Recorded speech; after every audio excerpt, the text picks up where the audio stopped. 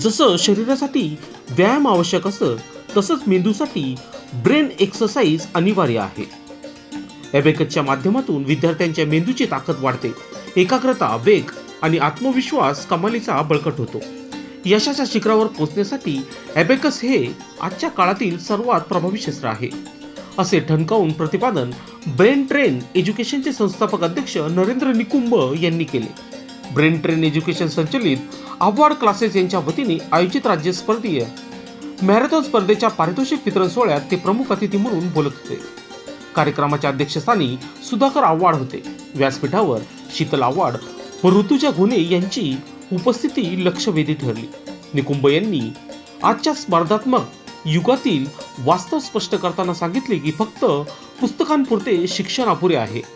सातत्य, मेहनत आणि आत्मविश्वास हे गुण जोपासल्याशिवाय यश मिळत नाही.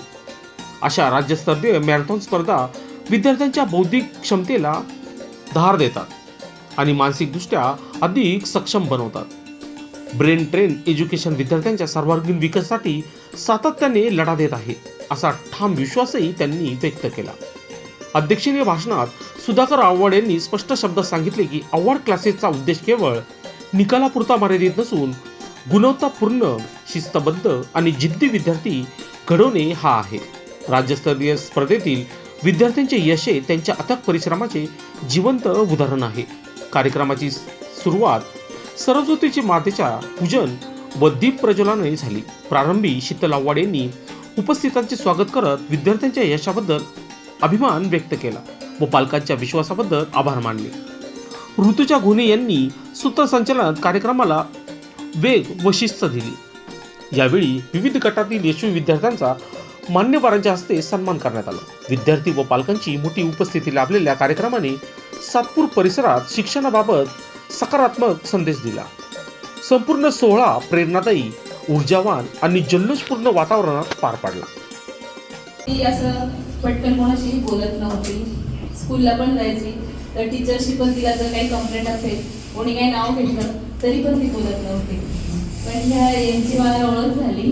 नंतर मी विचार केला की क्लास लावून बघू आपण. त्या बोलले की लावा, तुम्हाला ॲक्च्युली आम्ही कॉलनीतले आणि हा खूप लांब आहे, ह्या साईडला येणं म्हणजे मधून जायला लागतं. पण मी विचार केला काही तिचं भविष्यासाठी निर्णय घेणं योग्य आहे का, कुठेही असू द्या पण आपण जायला पाहिजे.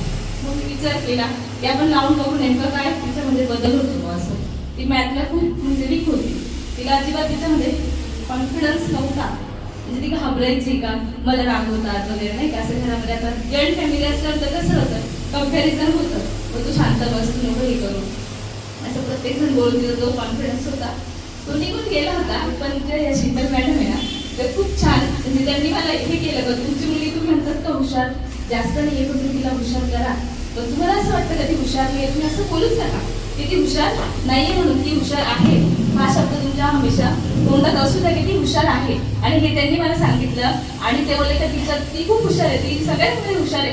असं मी जेव्हा बोलत गेली ना, आणि तिला एक्झामला पहिले कमी मार्क्स पडायचे. तिचे पप्पा बोलायचे मॅथला किती कमी मार्क्स पडले.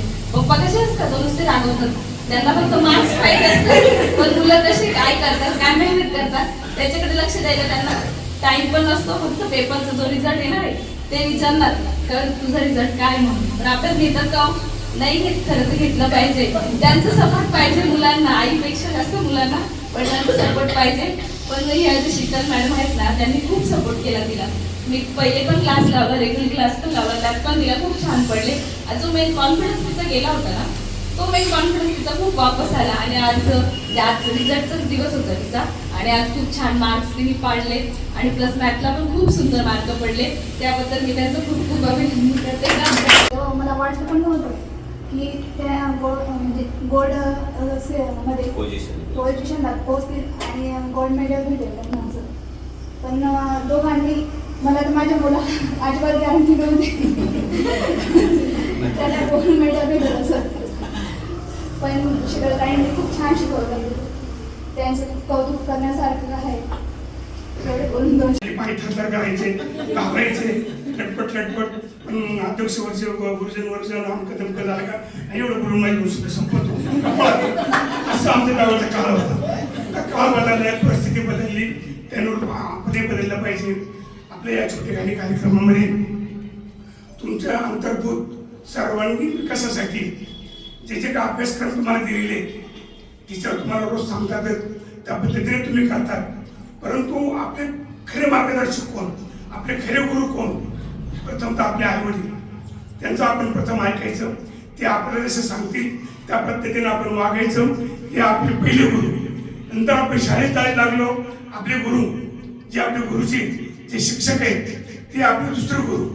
नंतर समाज माणसामध्ये ज्यावेळेस आपण वावरतो, प्रत्येक माणसाकडनं आपल्याला शिकायला मिळतं. प्रत्येक व्यक्तीकडनं रस्त्याने चाललोही तरी आपल्याला त्याकडे शिकायला मिळतं. प्रत्येकाकडनं आपल्याला काय आत्मसात करण्यासारखं आहे ते आत्मसात करायचं. आणि त्या सरांनी सांगितलं 3 हॉर्सेस. मी प्रथमतः ऐकलं माझ्या 70 वर्षाच्या आयुष्यामध्ये हे 5 हॉर्सेस खरंच माझ्या मनाला भावले, तुमच्या मनाला ते भावेल. सरांनी सांगितले त्याप्रमाणे हे 5 हॉर्सेस अंगीकारा, समजून घ्या. त्यांचं जे शिक्षण आहे त्याला न्याय देण्याचा प्रयत्न करतात आणि त्याच्यासाठी नेहमी मला आवर्जून आठवण करून देतात की बाबांचे पाठबळ. तर ते खूप दिवसापासून किंवा खूप वर्षापासून त्यांच्या मागे खंबीर वडिलांसारखे उभे असतात आणि सांगत असतात की सीतच तू काहीतरी पुण्याचं, समाजसेवेचं, शैक्षणिक एज्युकेशनचं काम करत राहा. आणि म्हणून बाबा सर्वात आधी पहिले तुमचा थँक्स. तर आम्ही भाऊ बहिणी आम्ही रात्री 9:30ला भेटतो, रात्री 11पर्यंत शिकत राहतो, ते सुरूच राहतो. आणि सर्वात नंतर महत्वाचं म्हणजे तुम्ही यांच्यासाठी वेळ काढून पालक पाठीमागे बसतात, सपोर्ट सांगेल तर 2-3 वाक्य सांगेल आणि ते फार महत्वाचे असते. मी एक छोटीशी स्टोरी सांगेल, पालक पण आहेत म्हणून तुम्हाला पण आणि त्यांना पण. 5 हॉर्सेसची स्टोरी सांगेल, 5 घोड्यांची स्टोरी सांगेल. ऐकायला आवडेल? आवडेल? बघूया आपण कुठल्या हॉर्सेस. लोकशास्त्र न्यूजसाठी बंटी आढाव, सातपूर.